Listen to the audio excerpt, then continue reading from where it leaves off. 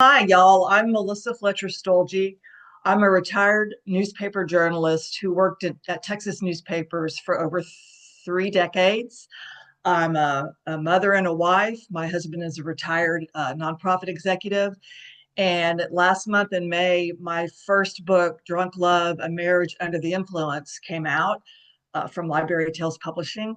And it tells the story of how I was a high functioning alcoholic, drank for many decades without any consequences until the last 5 years. And I ended up getting sober at 52 when my husband left me over my drinking. And he came back. And the book is the story of both the high functioning alcoholic and the way my sobriety counterintuitively almost caused as much trouble as my drinking did in my marriage. We had been drinking buddies for many years, and we had to, once I got sober, we had to find a new way to be together without me drinking. And the story kind of goes into that. And I felt like it was an important story to tell because a lot of folks who struggle with addiction, their marriages or their relationships often end even if they get sober. And my husband and I made it through to the other side. And so I wanted to tell that story about how there can be healing and hope in recovery from addiction. My relationship with my son was healed. And so it's a story of hope. And, if both people are willing to do the work, past pain and resentment and fear can be overcome. So that's why I told the story. How was that? That's great. That's awesome. And thank you for sharing all of that. Um, because I know it's probably been a super vulnerable journey, obviously. Because this is your debut book, right? Right. Yeah, I've written for many years, but this is my first book, my first memoir. Yeah.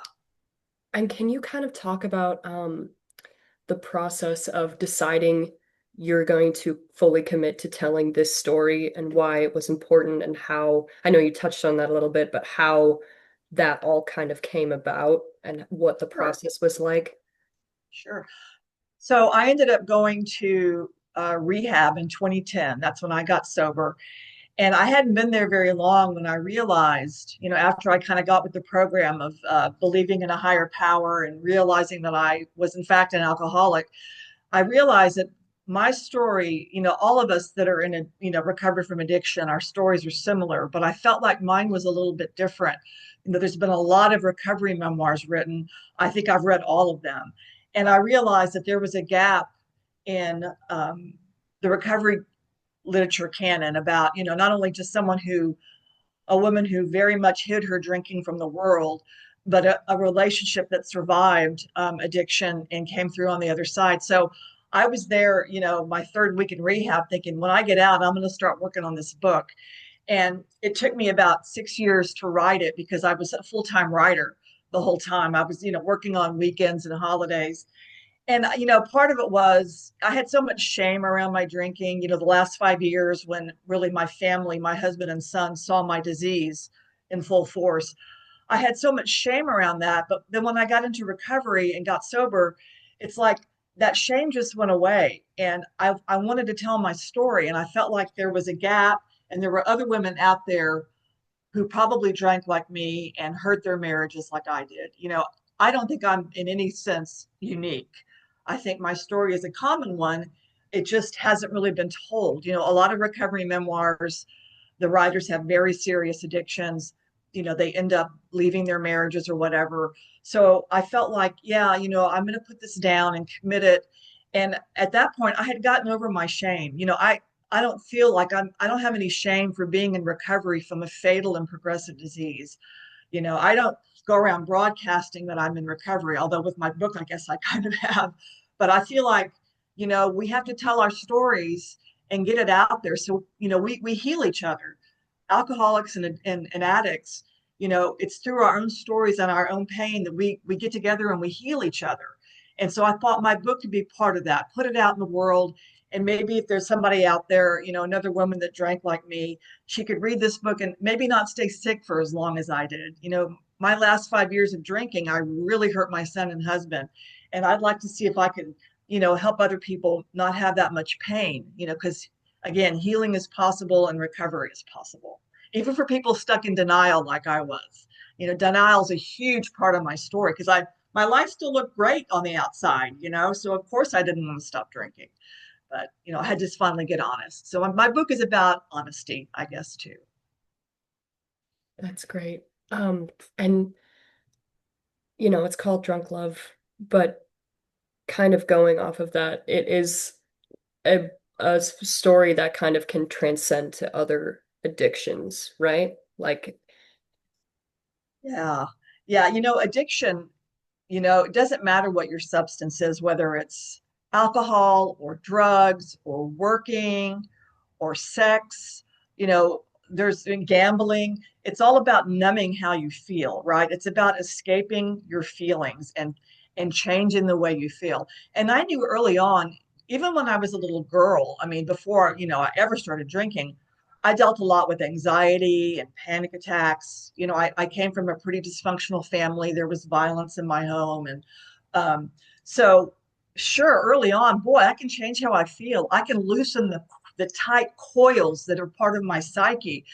And I think we all sort of share that desire to numb out, to escape, to change how we feel no matter what our substance is. And in recovery we find out that you can live life on life's terms. You can find a way to feel your feelings, to process them, to look your fears in the eye, and live naturally in a natural state, and realize that you can feel okay, and that whatever negative feelings you have, they're going to pass.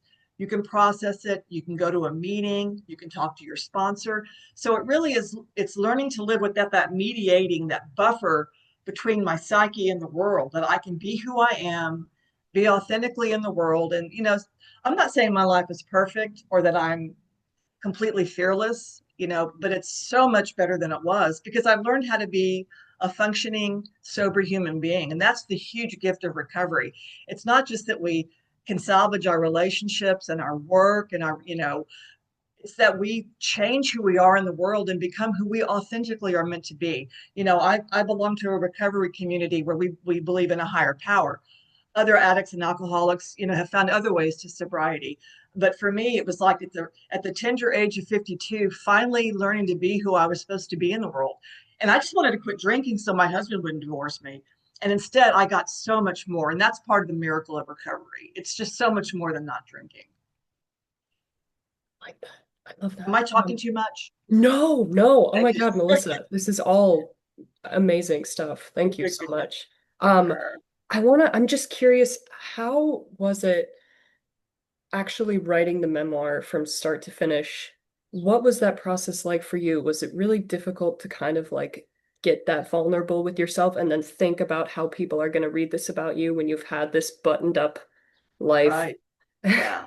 Well, it was kind of hard in two ways because number one, I'm a trained journalist, and in journalism, it's just the facts. You're there to, make an issue clear for the reader. So there's not a lot of creative writing, like the sun coming through the trees, or the way people look and talk. And in memoir writing, it's kind of like fiction. You've got to create a world that the reader can step into. So I really had to use new muscles that I find new muscles and use them that I never used in my job as a reporter. And I was sort of allergic to that in the beginning, like, I wanted to rush through the book. So that was kind of hard. And I went to Writers League of Texas workshops. I joined a workshop with a guy named Ron Siebold in Austin, which is about an hour north of San Antonio.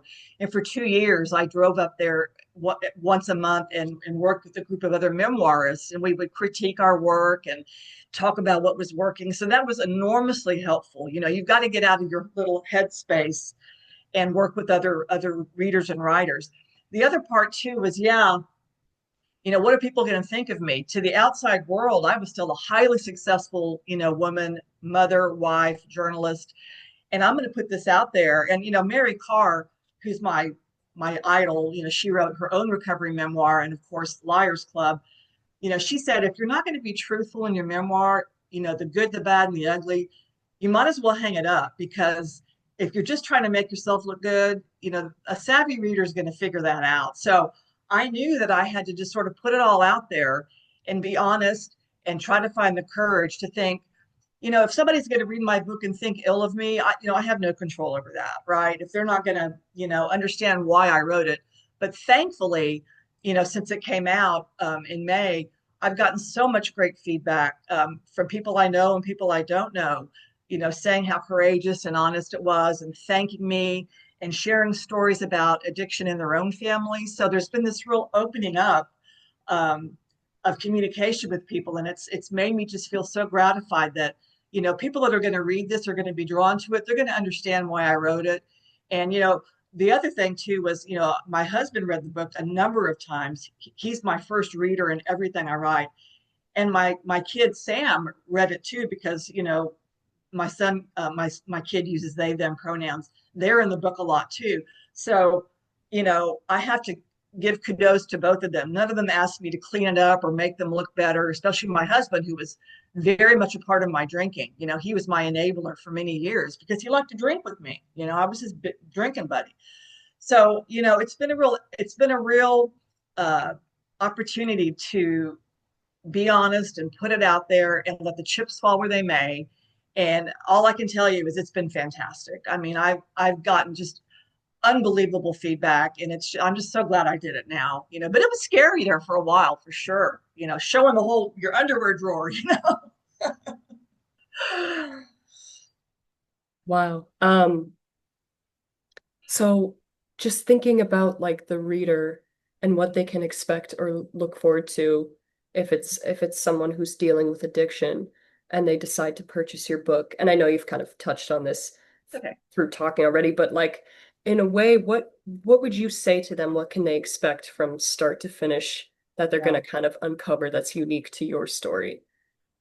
Well, I think hopefully they're going to get a good read. That's job one, right? Is to be interesting and to draw people in and to have them really relate to your writing and your story. So, and I think that they're going to get an honest story about one relationship that made it through. And hopefully, if they're going through something similar, whether they have a drinking problem or they have a loved one who's got a drinking problem or a drug problem, my story's not a how-to, right? It's not self-help, but I think embedded in the narrative, there's kind of a roadmap about how you can get through this. My husband and I, he's in his recovery program for people who are like have loved ones with addiction.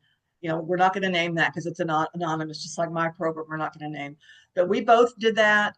We saw counselors. We saw a counselor individually and as a couple. And that first year in particular, it was kind of like this. We kind of get on it. And when I was 6 months sober, he wanted to leave me again because he was so angry about the pain I'd caused him and my kid. But I think if you read the book, it kind of shows you that the dedication and the commitment that you have if you want to stay together and if you want to get healthy together. And I'm not judging people who end up divorcing their addict or their alcoholic. Sometimes that's the only right answer. No judgment here at all.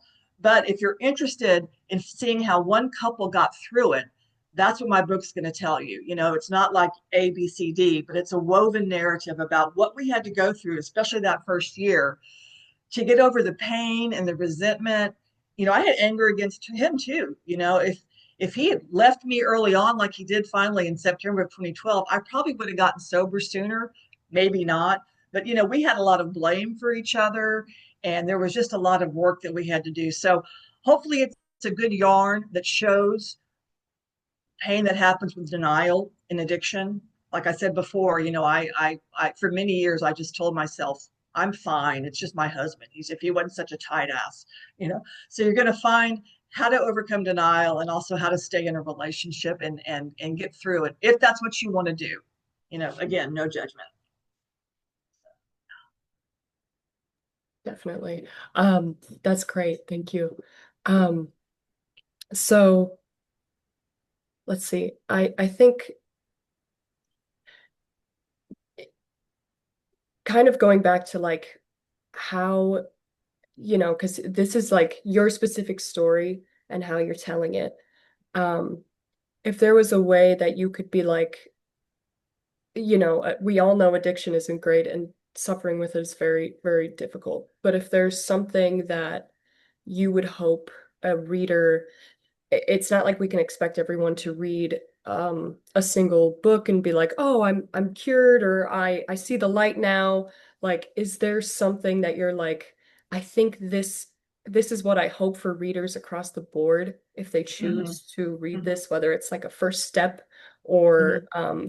a realization or more to be inspired to keep going with their recovery. Hmm. What would be like your like number one hope for anyone who picks up the book? So, like I said earlier, there are many paths to recovery, not just the 12-step fellowship that I belong to. But I mean, that's what worked for me. And again, no judgment. If you don't believe in God or a higher power, go in peace and find some other way. But I would hope that somebody, particularly maybe a woman in denial, a closet drinker like I was, you know, I spent 5 years going in and out of the recovery program that I belonged to, and I was always listening for the differences. Like I would go in and I would hear people talk about, squatting in houses without water or light, or, drinking in the morning to make their hands stop shaking, or having, weekend benders where they didn't remember anything for a couple of days. And I'd say, I don't belong here. My drinking is not that bad. And it's true. Even at the end, my quantities weren't what you typically hear about in the rooms of 12 step. But what I had to finally learn was I had to listen for the similarities. I would go to meetings and I would just try to listen for the differences to convince myself I didn't really belong in the rooms of 12 step. But when my husband finally left me in 2010 and I went to rehab, I finally got desperate enough. I was going to lose some things that really mattered to me. And so in the program, we call that the gift of desperation. And once I made that shift, and some kind of weird spiritual things happened to me in rehab that you can read about in the book that are like a real turning point for me that broke through my denial. After that, I would go to meetings and everything I heard made sense to me, right? Because I was finally desperate enough to be willing to accept the help and realize that I was powerless and my life was unmanageable. And once that happened, it was like everything just shifted. So I would hope that somebody would find that gift of desperation. That's what we call a bottom, right? When you finally hit your bottom. And it's different for everybody. Mine was my husband packed a suitcase and left. Other people, end up in the gutter under a bridge drinking, or they have 70. I never got a DUI, not once, because my husband always drove and we drank. But, so that you can find your bottom before you kill somebody or you kill yourself. Get that gift of desperation. And whether you go to meetings or not, start looking for the similarities. All addiction is the continued use of a substance despite negative consequences. I tried to complicate it, to try to tell myself I wasn't really an alcoholic. And you can go on the DSM-5, the Diagnostic and Statistical Manual, and find the 11 symptoms of alcohol use disorder. But you only need like 3 of them to qualify. But the quick and dirty is it's the continued use of a substance despite negative consequences. And my consequences was the pain that I caused my husband and child. That was really it. Although I have to tell you, when I went to the doctor about a couple of months after rehab, they tell you to go to the doctor and get a checkup just to be on the safe side. So I went, and by then, it had been maybe a month or two. I hadn't had a single drink, and my liver enzymes were still off the charts. And I asked my doctor, was I in danger of getting cirrhosis? And he said, you probably got some of that going on already. And you could have knocked me over with a feather. But the truth is, women's bodies are much more devastatingly impacted by alcohol. You don't have to drink a whole lot to really hurt yourself as a woman. And in a way, that was like, thank God, if I hadn't gone to rehab, I might be dead today from cirrhosis, even though I wasn't classically drinking as much as other people. Yeah, wow, what a relief. But, you know, don't be as hard-headed as I was. Be willing, open your mind, whether it's through 12 step or something else. Open your mind, get that gift of desperation and change your life. You don't have to suffer. I went in and out of the program for 5 years because I just wouldn't accept the fact of my addiction. And man, once I did, it's something that I was fighting tooth and nail for 5 years, and it ended up being the best thing in my life. I have a life today that I never would have imagined. I have fun. I have pleasure. My writing was rejuvenated the last 10 years of my career. And this is something that I fought tooth and nail. And it's like, I consider my recovery up there with my marriage and the birth of my child. That's how important it is to me, and what a titanic, wonderful impact it's had on my life. It's like I fought it. I mean, the irony would be funny if it wasn't so sad, but thank God it happened for me, and I was able to make that decision to accept help from my higher power and from my fellowship and my sponsor, Kathy. I had to throw her name in there. Throw it in, shout out. Yeah, throw it in. That's Well, awesome. I have to add, the program I belong to is anonymous, and we have a tradition that says we stay anonymous at the level of press, radio, and film. We have 12 traditions, and that's one of them. I've used my full name on this book, and there are probably some people in the program who don't think that's great. But the way I got around it, which is the way other recovery memoirs have, is I never named the program that I'm in. And that's kind of how but I feel like the more we can step out and say, I'm an alcoholic and I'm in recovery, it takes away some of the stigma, when we step out of the shadow and say, this is what an alcoholic looks like, that's me. And I don't have any shame anymore. And I think that when you open that door, it makes other people feel like they can be honest and open up. You know, we're all in this together and there's no shame and no stigma. And so I put my name on the book. That's awesome. Um, so I have a few alcoholics in my family, and I'm not the most like knowledgeable of everything that it encompasses, but I am curious, is there anything, since it's like kind of a crutch in a way, what was there any sort of specific like I lean on it because it helped me get through my work, or I leaned on it because it helped me through social situations, or Yeah, like how difficult was that truly like to get yeah, over for you? Like what was it sure. doing for you? Sure. So, like, I started drinking in high school, like a lot of people, do. And again, I drank for many decades, more than what a woman should drink, but with none of the consequences. I was, functioning. I went to work. I got a master's. Um, but by the time I was in college, I had to drink some alcohol every night, even if it was just a tall boy beer. And that, of course, that went up over time.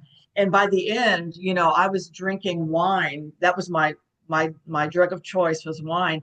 Every night, I got to have two glasses and then I would sneak the rest and try to not get too drunk. So, I'm not slur, so my husband would get mad. And of course, I broke that rule over and over again. I was drunk in front of my son.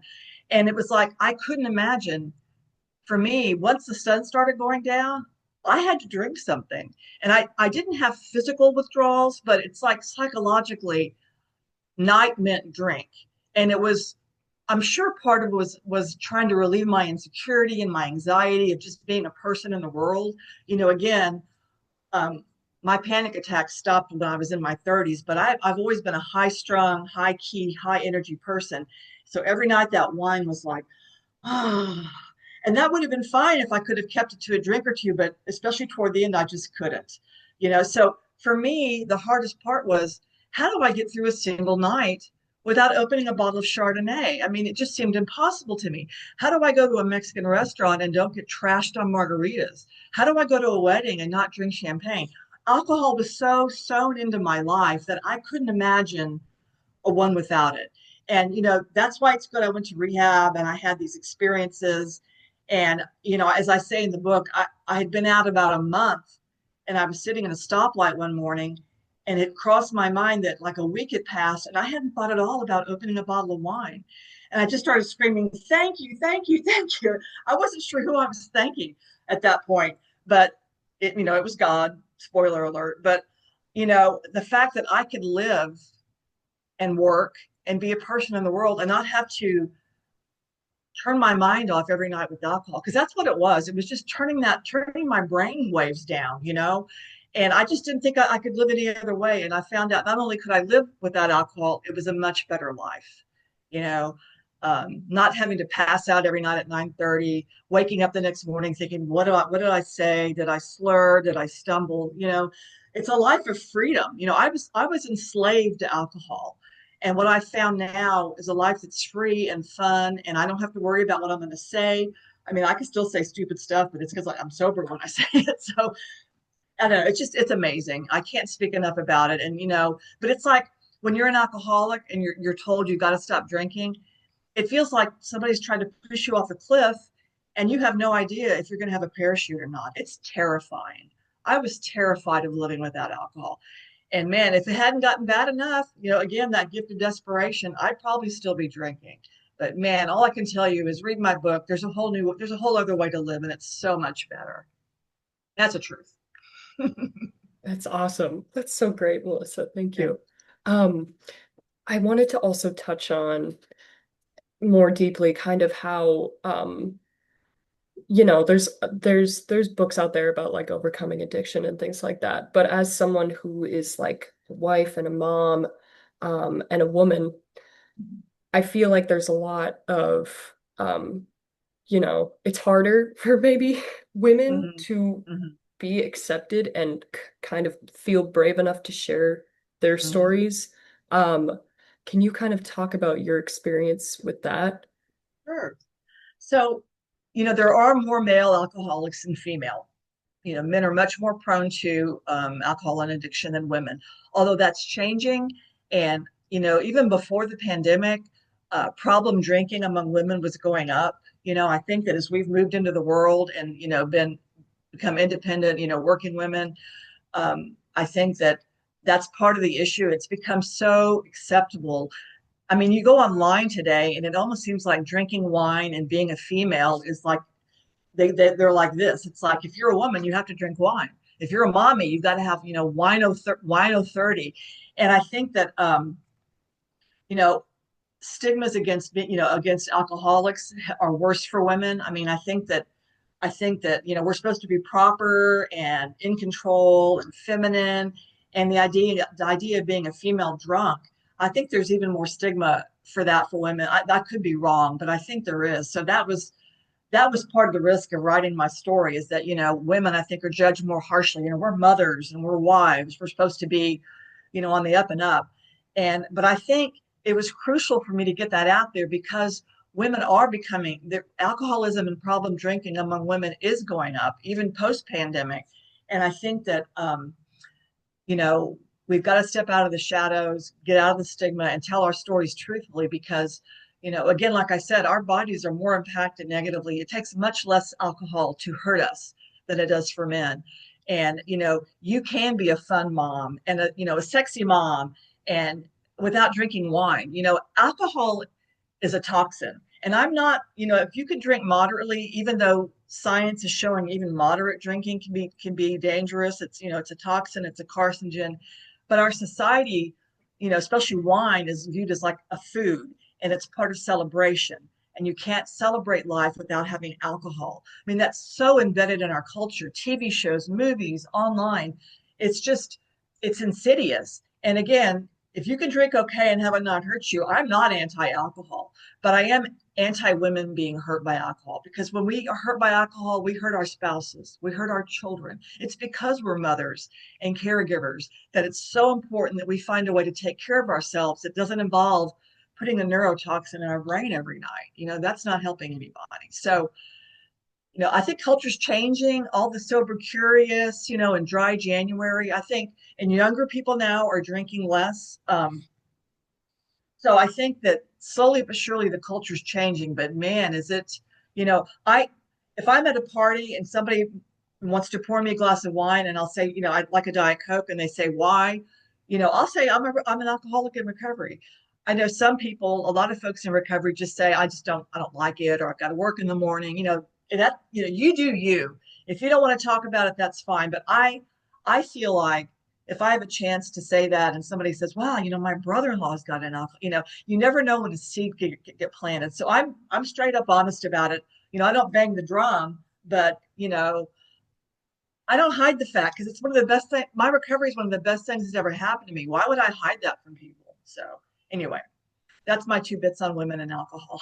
No, I love that. I feel like that's such a important thing to kind of touch on because I don't know, personally, like I'm a woman, right? And I have Mhm. family and women in my family who've struggled with alcohol, and there's always so much more shame that goes with it, I feel.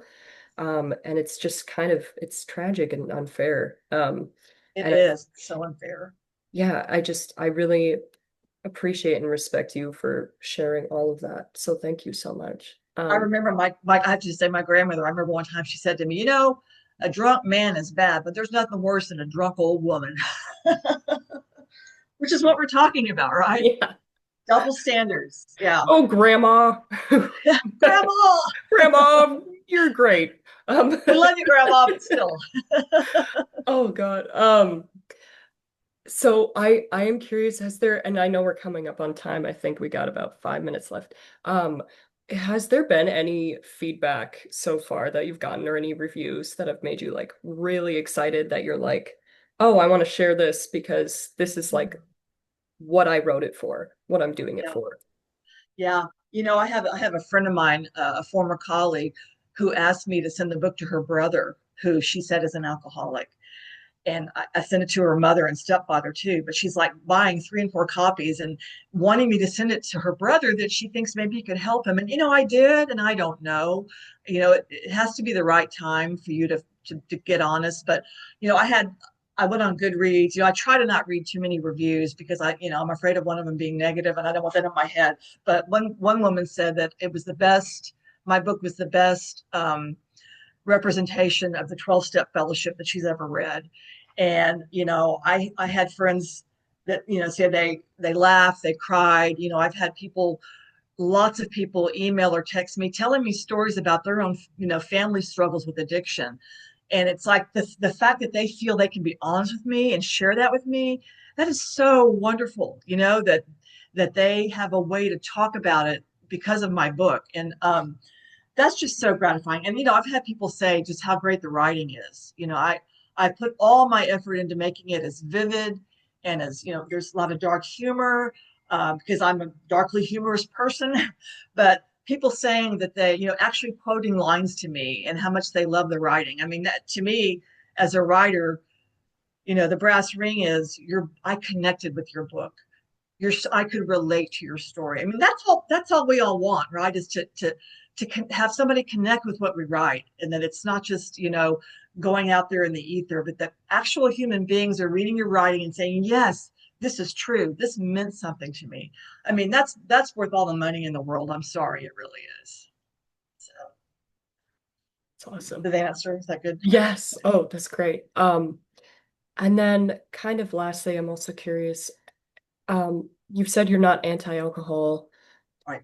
to an extent. Is it, since this book is about like getting through a relationship and keeping your relationship, um, does your husband still drink, or how do you navigate drinking around people in general as That's a well? great question.